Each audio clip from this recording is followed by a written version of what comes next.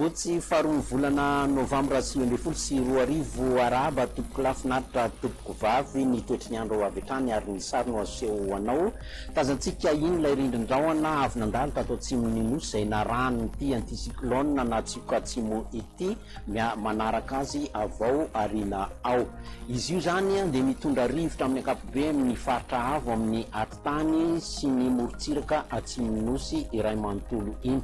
Marina fa somary sy onjan-drano mandalo kely ihany zany ambonimbony kely ihany ny onjan-drano amin'ny atsimon'ny nosy iny fa hialefaka tsikelikely izany onjan-drano izany amin'ny ankapobeny. Raha ny toetry ny andro amin'ny alahady ary zany no atolotra ho anao fa 3 volana novambra misy ny orana aty amin'ny faritra ny savana Alanjorofo i Tomasina iny mitoy zany aty amin'ny faritry ny Vatovavy fitrovonany iny sy atsimo atsinanana zany ny ato amin'ny ilany atsinanany atitany mandrahona ny andro indrindra ny maraina arahana herika indraindray na orana manify aty amin'ny Mangoro aty sy ny ilany atsinanany faritra Analamanga. Ny faritra hafa moa dia maina amin'ny ankapobeny.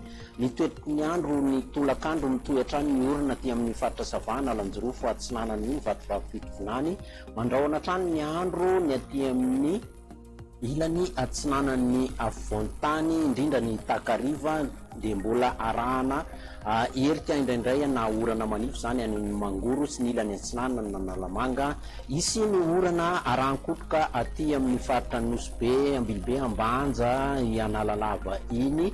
Ny faritra hafa moa dia maina amin'ny ankapobeny na dia isy ihany aza ny rahona mitsitokotoko aty amin'ny faritra Andrefan'ny Nosy iray manontolo aty. Ny mahakasika ny maripana ambany indrindra dia tsapatsika somary nihidina kely indray izay maripana izay 12, 13, 14 ny faritra anatiny, 9 hatramin'ny 20 ny ilany andrefa na 20 na 20 hatramin'ny 20 degré celsius ny ilany atsinanana.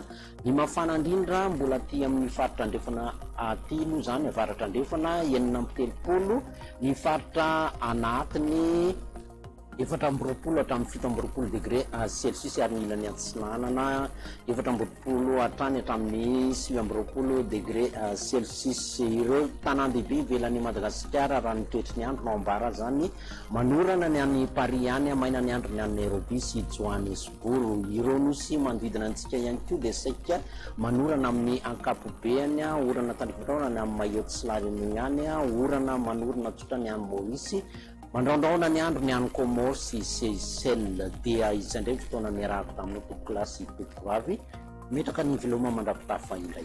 Hello.